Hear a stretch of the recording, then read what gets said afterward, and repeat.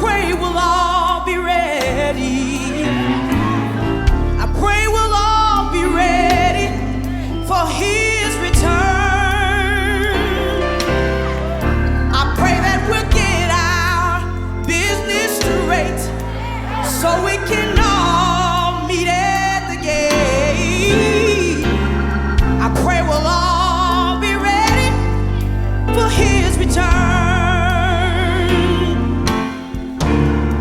Two men walking by the road. One of them had a heart pure as gold.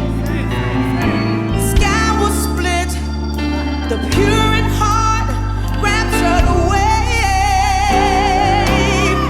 But one of the other one left behind, who did not purge his heart in time. He cried to the Lord, but for him it is too late. I pray that we'll all be ready.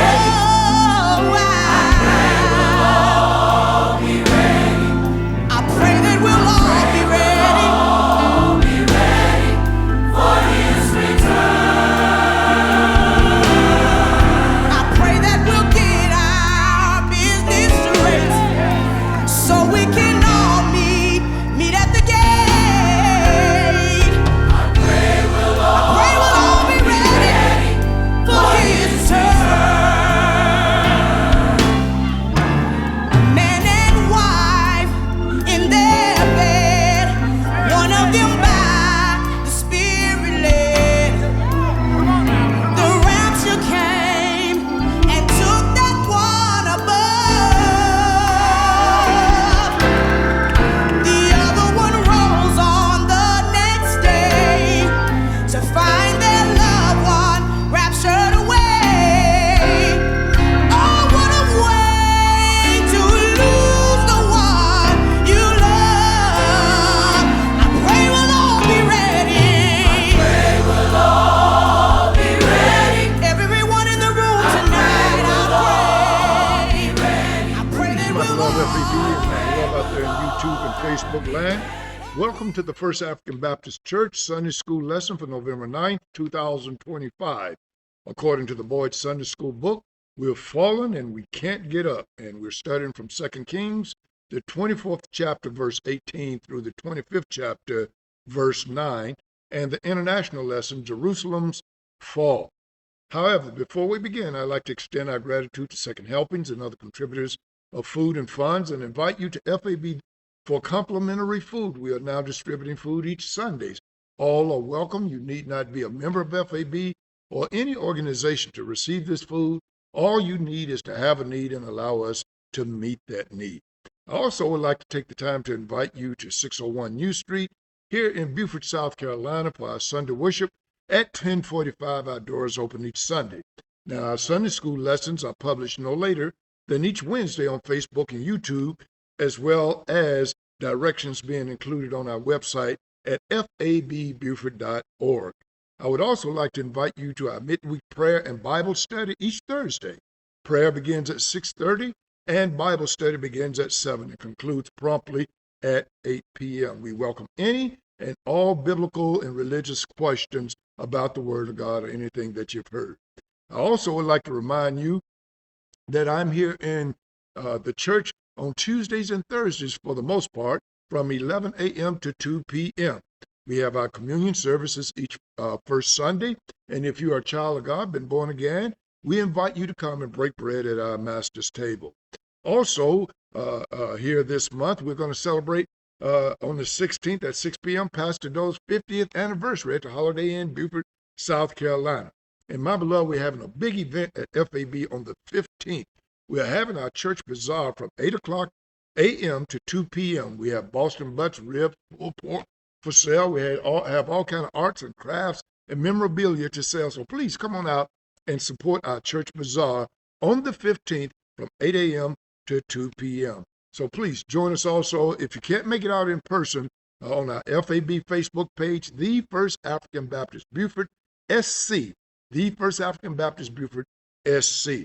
Also, we have our website. If you care to be a partner in giving, at fabbuford.org. Look up in the upper right-hand corner, click Give, and help support us in that. And please, my beloved, please be mindful of our endowment fund. We have a dollar for dollar match up to $300,000 in our endowment. So please help us to reach that so that we may maintain the overhead on this great legacy of FAB in its history.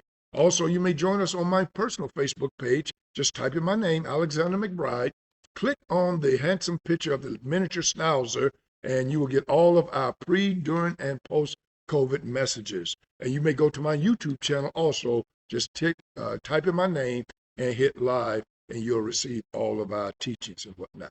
Now, my beloved, as we read the scriptures coming from two parts, from Jeremiah 38, it is coming from just one part. You have two parts, 2 Kings 24:18, and then it goes through the 25th chapter, verses 1 through 9. And starting at verse 18, it reads, Zedekiah was 21 years old when he began to reign, and he reigned 11 years in Jerusalem. And his mother's name was Hamudal, the daughter of Jeremiah of Libnah. Don't confuse this with the Jeremiah the prophet. And he did that which was evil in the sight of the Lord, according to all that Jehoiakim had done. For through the anger of the Lord it came to pass in Jerusalem and Judah, until he had cast them out from his presence, that Zedekiah rebelled against the king of Babylon. And it came to pass in the 9th year of his reign, in the 10th month, in the 10th day of the month, that Nebuchadnezzar, king of Babylon, came, he and all his hosts, against Jerusalem, and pitched against it, and they built forts against it round about. And the city was besieged unto the 11th year of King Zedekiah. And on the 9th day of the 4th month, the famine prevailed in the city, and there was no bread for the people of the land. And the city was broken up, and all the men of war fled by night by the way of the gate between two walls, which is by the king's garden. Now the Chaldees were against the city round about, and the king went the way toward the plain. And the army of the Chaldees pursued after the king, and overtook him in the plains of Jericho, and all his army were scattered from him. So they took the king and brought him up to the king of Babylon, to Riblah, and they gave judgment upon him. And they slew the sons of Zedekiah before his eyes, and put out the eyes of Zedekiah, and bound him with fetters of brass, and carried him to Babylon. And in the 5th month, on the 7th day of the month, which is the 19th year of King Nebuchadnezzar, king of Babylon, came Nebuzaradan, captain of the guard, a servant of the king of Babylon, unto Jerusalem, and he burnt the house of the Lord, and the king's house, and all the houses of Jerusalem, and every great man's house burnt he with fire. Let us pray. Father, we thank you for this time of learning now in this Sunday school lesson. It is great, it is vast, and it is an example for us as a nation and as a people, O Lord, to obey and do that which you have commanded, as you have given us the ability.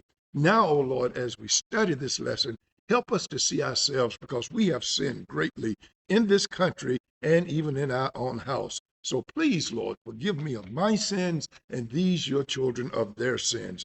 Open our ears that we may hear, open our eyes that we may see, open our understanding that we may know, and then command what you will, O Lord, and then give us the ability to do what you command. Even now, O Lord, as we go into your word, please help us to understand and to do. Never my will, but always thy will be done, O Lord. All right, I had to move the Sunday school lesson from recording Sunday school lesson from the church to my studio, but I'm back. And before I get into the Sunday school lesson proper, I want to bring us into context and give us some understanding on the 1st and 2nd Kings, 1st and 2nd Chronicles, and the book of Samuel. Now, 1st and 2nd Kings were originally one book called, in Hebrew text, the Kings, or Kings, and from the first word in chapter 1, verse 1. And the Greek translation of the Old Testament, which is called the Septuagint, that's when you see the Roman letters LXX, that's called the Septuagint. divided the book into two parts, and this is followed by the Latin Vulgate, and you'll see its abbreviation, capital V, small g, period. The Latin Vulgate version and the English translation. So the Septuagint, the Latin Vulgate, and English translations divide the book into two, but the Hebrew Bible only has just Kings. Now, the division was for the convenience of copying this book, as lengthy as it is, on scrolls and codexes, and was not based on features of content. Okay, modern Hebrew Bibles title the book Kings A and Kings B, and the Septuagint and the Vulgate connected Kings with the books of Samuel, 1st and 2nd Samuel, so that the titles in the Septuagint, the LXX, are the 3rd and 4th books of kingdoms, and in the Latin Vulgate, it's just called 3rd and 4th Kings. Okay, so the books of 1st and 2nd Samuel and 1st and 2nd Kings combined are entire chronicle of the entire history of Judah, that's the southern 2 tribes, and Israel, the northern 10 tribes, their kingship from Saul all the way to our lesson today, to the last king Zedekiah. Now, 1st and 2nd Chronicles provides only the history of Judah, the southern monarchy, whereas the other kings in Samuel provide for northern Israel also. So now Jewish tradition proposed that Jeremiah wrote Kings, though this is unlikely because the final event recorded in the book is 2 Kings 25, 27 through 30, about Zedekiah, occurred in Babylon in 561 BC. And Jeremiah never went to Babylon, but he went to Egypt, according to Jeremiah 43, 1 through 7, and would have been at least 86 years old by 561 BC. So actually the identity, just like the book of Hebrews, the identity of the unnamed author remains unknown. And since the ministry of prophets is emphasized in Kings, it seems that the author was most likely an unnamed prophet of the Lord who lived in exile with Israel in Babylon. Now, Kings was written between 561 to 538 BC. Since the last narrated event, which is 2 Kings, our lesson today, 25, 27 through 30, sets the earliest possible date of completion, and because there's no record of the end of the Babylonian captivity in Kings, the release from exile, 538 BC, identifies the latest possible writing date. Now, it's clear that the author used a variety of sources when they put this book together. He used the book of the Acts of Solomon. He used the Chronicles of the Kings of Israel. He used the Chronicles of the Kings of Judah. And you'll find those spread throughout 1st and 2nd Kings. And further, Isaiah 36, 1 through 39, 8, it provides information used in 2 Kings 18, 9 through 2019, and Jeremiah 52, 31 through 34. And it seems to be the source for 2 Kings 25 about Zedekiah. Now, this explanation posits a single inspired author living in Babylon during the exile using these pre-exilic source materials at his disposal. Now, a distinction must be made between the setting of the book's sources and that of the book's author. The source material was written by participants in and eyewitnesses of what went on, the events. And it was reliable information which was historically accurate concerning the sons of Israel from the death of David and the ascension of Solomon in 971 BC to the destruction of the temple and Jerusalem by the Babylonians in 586 BC. Now, Kings traces the histories of 2 sets of kings and 2 nations of disobedient people, Israel, the 10 northern tribes, and Judah, the 2 southern tribes, both of whom were growing indifferent to God's law and his prophets and were headed for captivity. And that's what happened. They started out good. They came out of the wilderness. Everything was set up and whatnot. And they worshiped and honored God and everything. And then they just become indifferent. And too many times, that is what happens in churches today.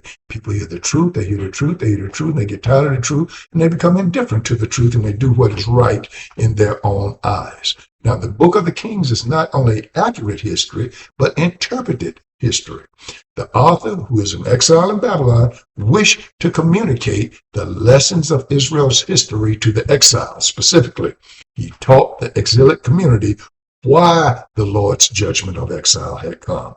Now, the writer established early in his narrative that the Lord required obedience by the kings to the Mosaic law, and not obedience strictly to the king, but to the law. If their kingdoms were to receive his blessings, God's blessings, disobedience would bring exile. 1 Kings 9, 3-9. And since all scripture is given for our understanding, for our knowledge, the same thing applies. The same principle that we can draw, the same pattern we can draw principle from. If a nation disobeys God, it is doomed for destruction, especially from within. And the sad reality that history reveals is that all the kings of Israel and the majority of the kings of Judah did evil in the sight of the Lord.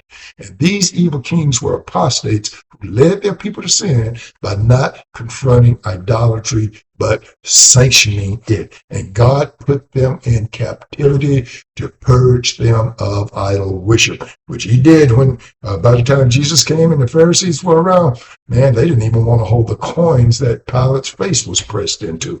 But because of the king's failure, the Lord sent his prophets to confront both the kings and the people with their sin and their need to return to him. And that's why, my beloved, we as the church ought to be active in our society. Just because certain things happen, just because whoever's in office, doesn't mean we're not to call out the evils of society also. And because the message of the prophets was rejected, the prophets foretold that the nation or nations would be carried into exile. Like every prophecy uttered by the prophets and kings, this word from the Lord came to pass. And because of that, kings interpreted the people's experience of exile and helped them to see why they had suffered God's punishment. It was all because of idol worship. It also explained that just as God had shown mercy to Ahab and to Jehoiachin, so he was willing to show them mercy also. Now, the predominant geographical setting of kings is the whole land of Israel, all the way from Dan to Beersheba, including the Transjordan. 4 invading nations played a dominant role in the affairs of Israel and Judah from 971 to 561 BC.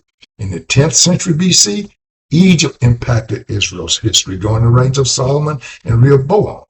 Syria, with Aram, posed a great threat to Israel's security during the 9th century BC, around 890 to 800 BC. The years from 800 to 750 BC were a half century of peace and prosperity for Israel and Judah because Assyria had neutralized Syria and did not threaten the south. This changed during the kingship of Tiglath-Pileser III. And from the mid-8th century to the late 7th century BC, Assyria terrorized Palestine, finally conquering and destroying the northern tribes, the 10 tribes of Israel, the northern kingdom in 722 BC, and they besieged Jerusalem in 701 BC. Now, from 612 to 539 BC, Babylon, here is the rise of Babylon, was the dominant power in the ancient world. Babylon invaded Judah, the southern kingdom, 3 times. And with the destruction of Jerusalem and the temple occurring in 586 BC, that happened during the 3rd Babylonian assault. Now, Kings concentrates then on the history of the sons of Israel from 971 to 561 BC. That's 1 Kings 1:1 through 11. Chapter verse 43, and it deals with Solomon's ascension and reign. The 2 divided kingdoms of Israel and Judah are covered also from 931 to 722 BC in 1 Kings 12:1 to 2 Kings 17:41. Now, the author arranged the material in a distinctive way in that the narration follows the kings in both the north and the south. For each reign described, this is the literary framework. Every king is introduced with his name in relation to his predecessor, their name, his date of ascension in relation to the year of the contemporary ruler in the other kingdoms, his age on coming to the throne for the kings of Judah only, his length of reign, his place of reign, his mother's name for Judah only, and spiritual appraisal of his reign. Now, the introduction is followed by a narration of the events that occurred during the reign of each king. And the details of this narration, it vary widely. Each reign concludes with, though, a citation of sources, additional historical notes, the notice of death, the notice of burial, the name of the successor, and in a few instances, an added postscript, as in 2 Kings 10:36. Now, 2 Kings 18:1 through 25:21 deals with the time when Judah survived alone from 722 to 586 BC. Two concluding paragraphs speak of events after the Babylonian exile. And there are three theological themes that are stressed in Kings. The first one, the Lord judged Israel and Judah because of their disobedience to his law. And this unfaithfulness on the part of the people were furthered by the apostasy of the evil kings who led them into idolatry. So the Lord exercised his righteous wrath against his rebellious people. Now, the second theological theme is the word of the true prophets came to pass. And this confirmed that the Lord did keep his word, even his warnings of judgment. And the third theological theme, the Lord remembered his promise to David. Even though the kings of the Davidic line proved themselves to be disobedient to the Lord, he did not bring David's family to an end as he did the lines of Jeroboam I and Omri and Jehu in Israel. Now, even as the book closes, the line of David still exists, according to 2 Kings 25:27 through 30. So there is hope for the coming seed, singular, of David. The Lord Jesus Christ is thus seen as faithful, and his word is trustworthy.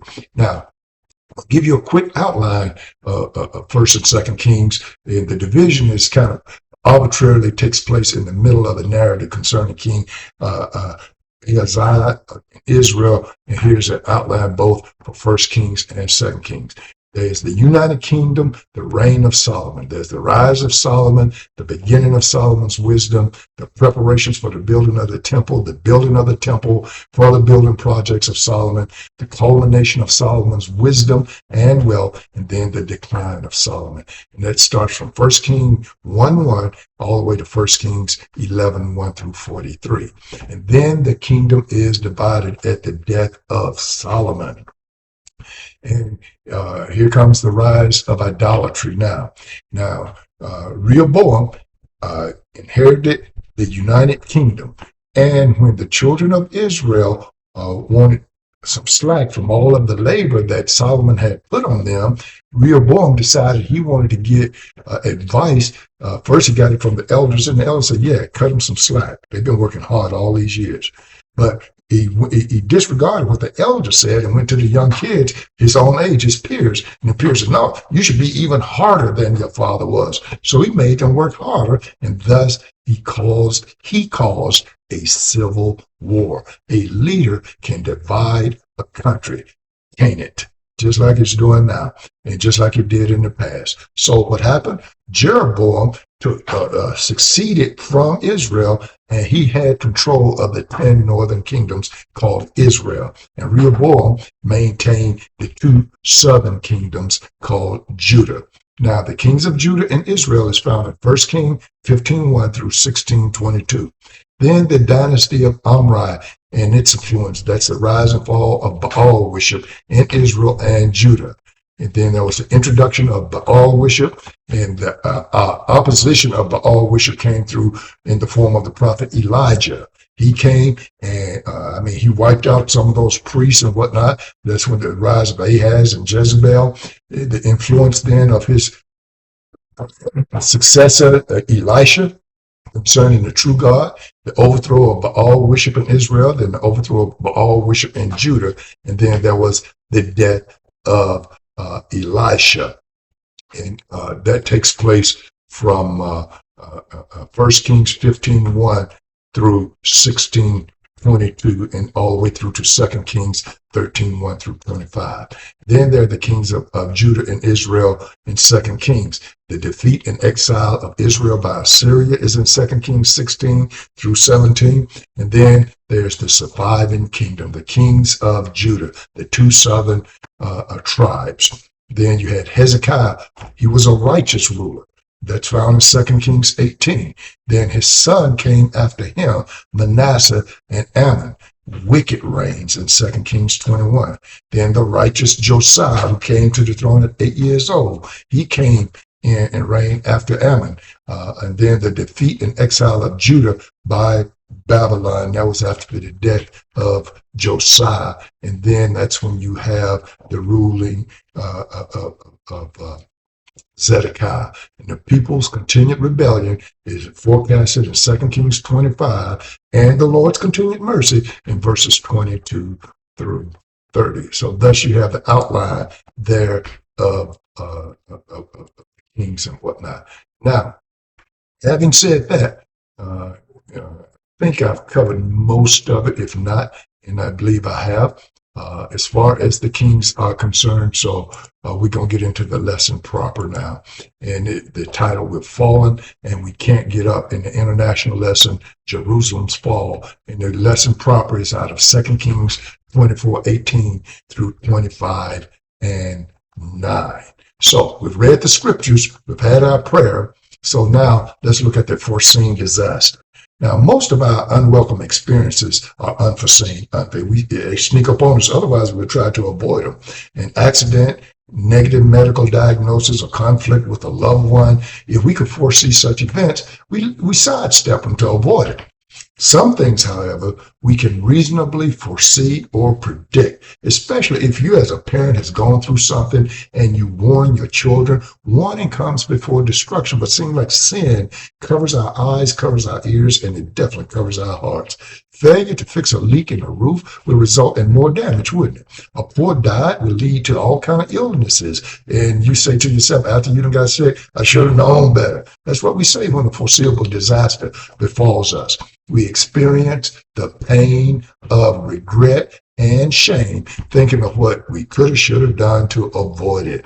And we may try to shift the blame. It's always somebody else's fault, but our experiences in that regard are nothing new to human condition. And that's what today's lesson makes very clear. Now, today's lesson takes us to the time frame of 597 to 586 BC.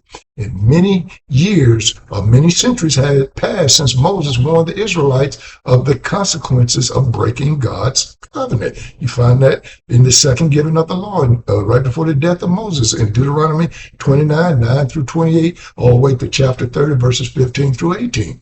The prophets reminded Israel and Judah of the coming judgment, 2 Kings 24:2. Now, the exile of the northern kingdom of Israel happened in 722 BC, had proven that the prophets, what they said, came true. Now, Judah did not learn. God gave them 100 years to consider what they had seen. And Judah, too, they said, would face God's judgment, and the blame for the tragedy in our lesson today is most directly traced to the nation's line of leadership. God puts in the types of leaders he wants there based on the consequences of our actions in his wrath. Were we to draw a good and evil timeline of Judah's 20 kings since the beginning of the divided monarchy to the 10th century BC, we would see startling swings from evil to good, back to evil, back to good again. And today's lesson introduces us to the last in that line of 20 kings, a man named Zedekiah. Zedekiah's father, Josiah, was the last godly king in Judah, according to 2 Kings 22, 1 through 23, 28. Josiah had 4 sons. Zedekiah was the third of those, according to 1 Chronicles 3:15. You say, well, why do Chronicles and Kings and Samuel all have different views on the tape? Well, just like the 4 Gospels, we have 4 Gospels that give 4 different depictions of who Christ is from different points of view. Put them all together, you got the whole Christ. The same thing with Chronicles, Kings, and Samuel. You put them together, then you got a full view of the history of the nation of Israel up until the time of Paul. Josiah had 4 sons. Up to the time of the dispersion. Josiah had 4 sons. Zedekiah was the third. Zedekiah might never have been king if it was not for the untimely death of his father in battle. As righteous as Josiah was, he disobeyed God. Because why? He didn't listen to what thus saith the Lord, because it came out of the mouth of Pharaoh Necho. And because it had come from an ungodly and unlikely person, he figured he didn't have to do it. My beloved, I don't care where truth comes from. Truth is truth, and you better listen and follow truth. Now, following Josiah's death, his ungodly son Jehoahaz, also known as Shallum, ruled briefly before being deported to Egypt by Pharaoh Necho. Concurrently, Pharaoh installed Eliakim, another son of Josiah, as king, and he changed his name to Jehoiakim. And when Jehoiakim died 11 years later, he was succeeded by his son Jehoiachin. And by that time, the Babylonians were on the march, overtaking Jerusalem just 3 months after Jehoiachin's ascent to the throne. And when the Babylonians installed one of his relatives, Mattaniah, in his place as king, he renamed Mattaniah Zedekiah. And that's who we're talking about today. And the first 3 verses of our lesson today are worded almost identical to that of Jeremiah 52, 1 through 3, and are very similar to 2 Chronicles 36, 11 through 13. Okay, now, verse 18, here we go. Zedekiah rules in Judah. Zedekiah was 21 years old when he became king, and he reigned in Jerusalem 11 years. His mother was Hamutal, the daughter of Jeremiah from Libnah. Now, this is not the Jeremiah the prophet. This is another Jeremiah from Libnah. The 4 kings who reigned over the final days of Judah were all very young by today's standard when they went to the throne. Jehoahaz was 23 years old. Jehoiachin was 25 years.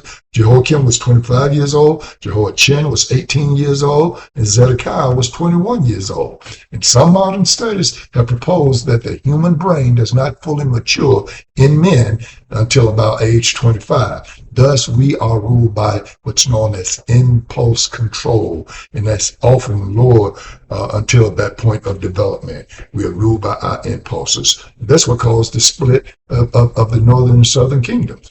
We may be tempted to blame the sins of the kings on the impulsiveness of youth. After all, it was a preference for the advice of the young men over that of old men that had led to the division, like I said, of Israel's monarchy centuries before. But lest we be too hasty in that regard, I have to remind us that King Josiah, one of Judah's godliest rulers, was only 8 years old when he became king. And he began to seek God by the age of 16. So it ain't always the age, it's the understanding.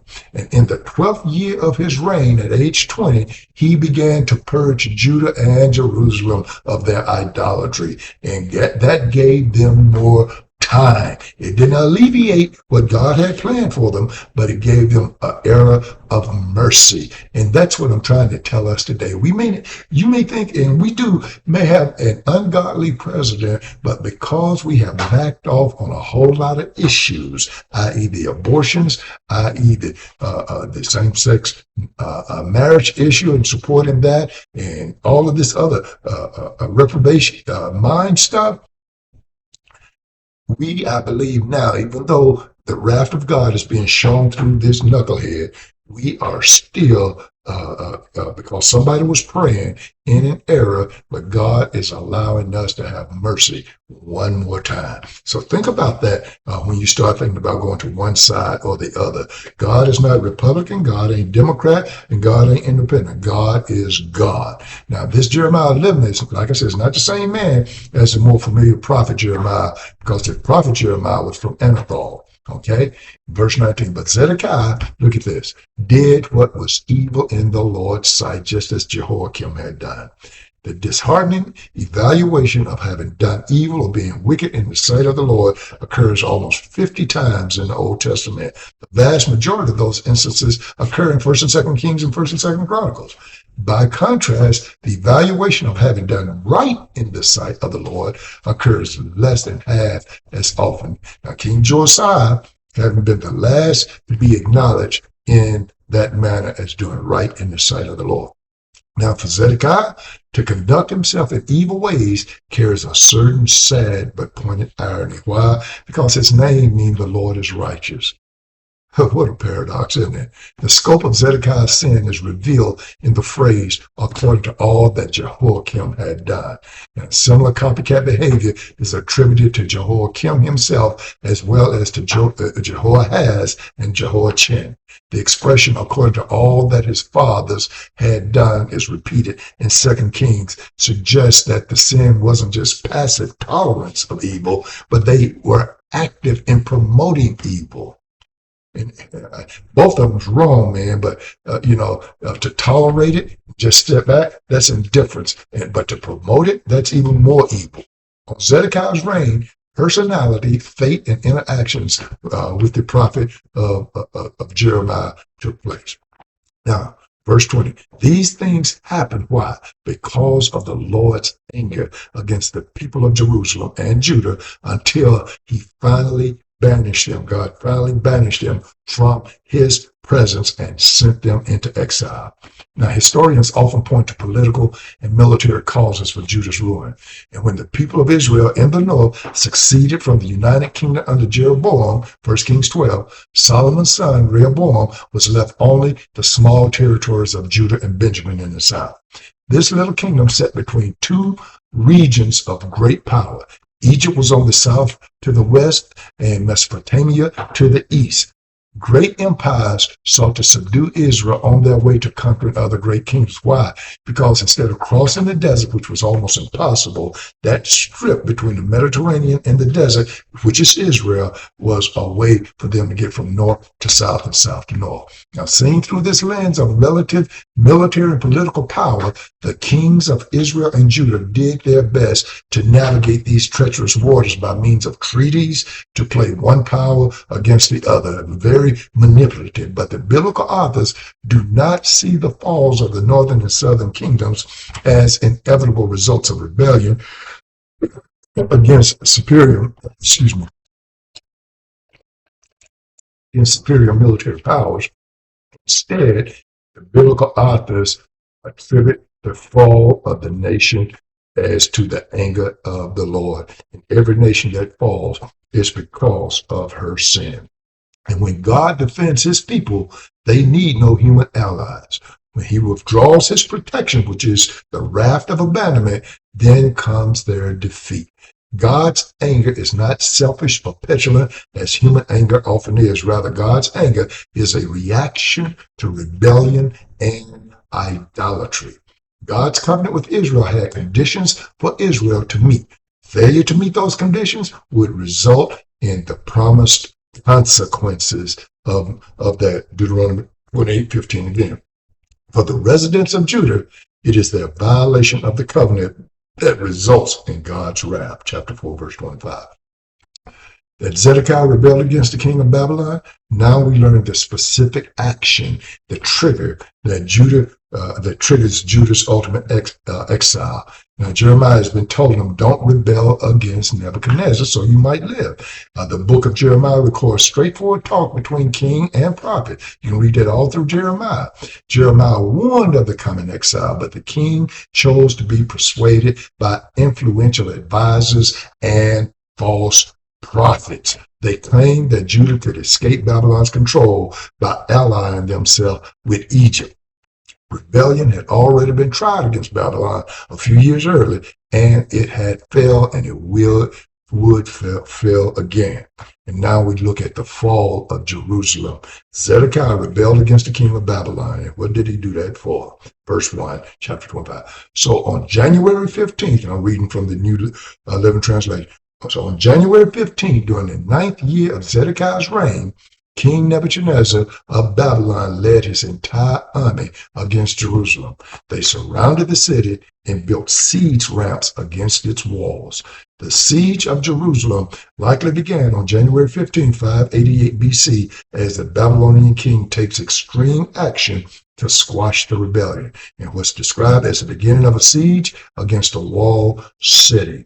The Babylonians were skilled at that warfare, and their abundant artwork celebrating successful sieges show the pride they took in their cruel but effective skills. The plan of a siege was simple.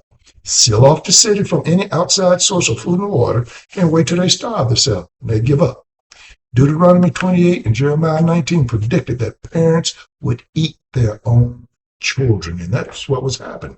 This gruesome prediction came true. You read about it in 2 Kings 6:24 through 29. To begin a siege, the Babylonian or the Chaldeans, same thing, built encircling forts, and these are siege works and including battering rams, according to Ezekiel 4:2 and Ezekiel 21:22. Verse 2. Jerusalem was kept under siege until the 11th year of King Zedekiah's reign. Verse 3, by July 18, in the 11th year of Zedekiah's reign, the famine in the city had become very severe, and the last of the food was entirely gone. A siege of Jerusalem in 701 BC had failed, but this one does not fail. Jerusalem falls on the 9th day of the 4th month of Zedekiah's 11th year of reign, computed to be July 18, 586 BC. Thus, the siege takes a bit longer than 2.5 years before it succeeds. Now, sieges gradually weaken the defenders and their defenses. Starvation and dehydration are deadly, and you may wonder how Jerusalem could hold out for more than 30 months. Well, different factors contribute to the length of that siege. Previous kings of Judah had built cisterns for holding water supplies and had improved Jerusalem's defenses, according to 2 Chronicles 26. Furthermore, Jerusalem may have had a source of water within its walls as Hezekiah built the underground cisterns. But undoubtedly, the biggest contributing factor to the siege's length was that it was lifted temporarily in order for Nebuchadnezzar or the Babylonians to deal with a threat from the Egyptian army. That's in Jeremiah 37:5. This respite undoubtedly allowed food and supplies to be restocked. Now, you should also not discount just pure human resilience as another factor. But in verse 4, then a section of the city wall was broken down. Since the city was surrounded by the Babylonians, the soldiers waited for nightfall and escaped through the gate between the two walls behind the king's garden. Then they headed toward the Jordan Valley. Now, the text of Jeremiah 52:7-8 repeats the narrative that I just talked about. Jeremiah 39:2-5 gives more details about it. The three narratives in general and the phrase the city was broken up in particular do not indicate that Zedekiah surrendered the city or otherwise capitulated, as we contrast 2 Kings 24:10. Instead, a violent breach of a wall or gate took place. So them battering rams were working. Earlier, the prophet had warned that only two outcomes were possible. If Zedekiah surrendered to the Babylonians, then he and the city would be spared. But failure to surrender would result in their death. Jeremiah 38:17. And as the king and all the men of war fled, they belatedly seemed to realize that Jeremiah was right. And I'm going to tell you right now, my beloved, I always say this about a person winding up in hell. Hell is too late to find out that heaven is the cure. It's too late to find out the truth. And they know the fate that awaits them should they stay. A knowledge of Jerusalem's topography helps us to understand the escape route the defeated soldiers used. Valleys border Jerusalem to the east, to the south, and to the west. Now, such areas are virtually unusable for an attacking army wishing to launch a direct assault against the city of Jerusalem. So, an attack has to come from the north. And although the Chaldeans were against the city around about, the main strength of their force is undoubtedly located in the north. And indeed, the additional information in Jeremiah 39:3 regarding the middle gate indicates just that. Now, piecing together different texts reveals that the king's escape route was not quite the same as that of his soldiers. And although this text states that the soldiers fled by night by the way of the gate between the two walls, which is by the king's garden, it does not say that King Zedekiah escaped that way also. We find that Zedekiah's escape route that was prophesied in Ezekiel 12:12, he would exit via a hole dug through the wall. Now, presuming that the king would want to stay near his remaining soldiers, this hole was probably close to the gate by the king's guard. This serves to place the exit points at and near the gate of the fountain, which is the extreme southeastern end of the city, near what came to be called the pool of Siloah. Now, traveling during darkness of night was very difficult in a pre-industrial area because it's pitch black in the desert. At the same time, the lack of light, pollution from cities allowed the stars and moon to better illuminate the landscape. Now, the defenders of Jerusalem thus likely had some light for sneaking through this thinly guarded section of the Babylonian lines. Now, we speculate the king and his entourage hoped to obscure their identities and escape death or exile. Verse 5. But the Babylonian troops chased the king and overtook him on the plains of Jericho, for his men had all deserted him and scattered. The Chaldeans, or the Babylonians, know what they were doing, and their pursuit of the king ends successfully in the plains of Jericho. This area is also mentioned in Joshua chapter 4 and chapter 5. More commonly, however, the area is known as the plains of Moab, by or near Jericho. Now, it's located in the Jordan River Valley to the east of Jerusalem. Get your maps and you can follow me and go back over this a little slower as you stop and start this recording. The capture of Zedekiah in this area means that the king and others have traveled some 15 miles and had negotiated an elevation drop of some 3,300 feet only to have their escape attempt foiled. The prophecies of Jeremiah and Ezekiel are thus fulfilled in this verse and the next two that we're going to talk about. Verse 6, they captured the king, took him to the king of Babylon at Riblah, where they pronounced judgment on Zedekiah. What a judgment it was. Riblah is a city that is well known to the residents of Judah. It is the very place where King Jehoahaz had been imprisoned by Pharaoh some 20 years prior. 2 Kings 23. The distance to be covered to get there is nearly 300 miles. And Zedekiah had many days to ponder his fate. That's what hell is all about. Woulda, coulda, shoulda. If God took away all that we complained about, my beloved, what would we pray for him to restore that he took away? And why he didn't learn from the result of Jehoiachin's rebellion, I do not know. Sin blinds completely. Verse 7, they made Zedekiah watch as they slaughtered his sons. They killed his children in front of him. And that was the last thing he saw, because in verse 7, then they gouged out Zedekiah's eyes. That's the last thing he saw and remember was the death of his children, bound him in bronze chains, which is heavy, and led him away to Babylon. The Babylonian king exacts a vicious and gruesome price for Zedekiah's disloyalty. And don't you know, my beloved, when God's wrath comes, it comes in spades. Such punishments were to serve as vivid examples to others that's thinking about rebelling. Also executed are all those of high standing in Judah, according to Jeremiah 39. So the king's actions didn't just affect him, it affected his house and his people. Our sins are not isolated on an island. It affects everyone around us. And when we suffer the consequences, they suffer the consequences. How many times do your son and your daughter go to jail and their sin causes you to have to get out of your pocket, go bail them out or get a lawyer or whatever the case may be?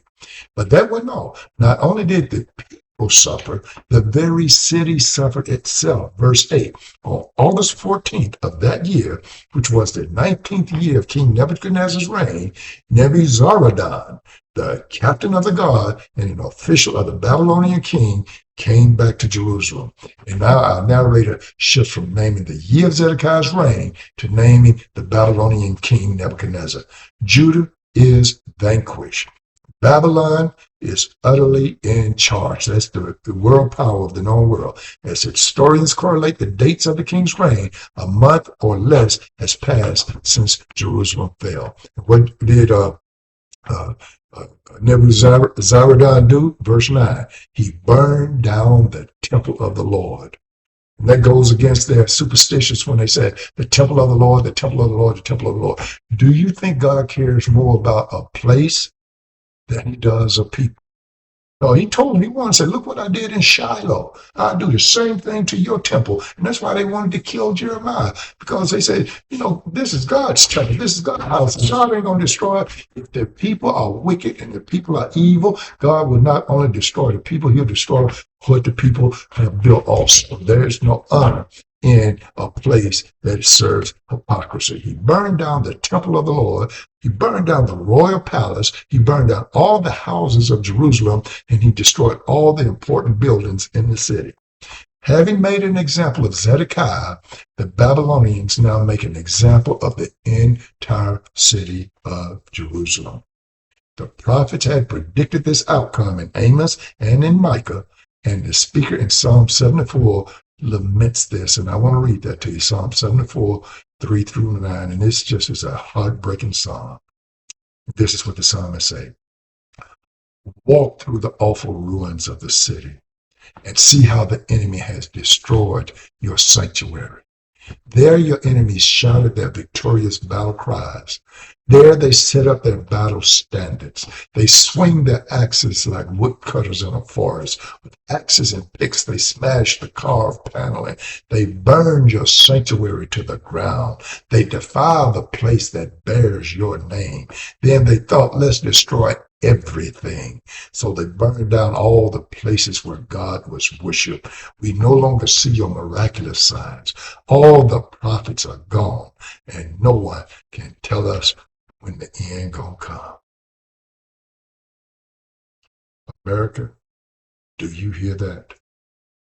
World, do you hear that? People, you may have a lot going on right now in terms of wealth and ability and an army and what you think is power.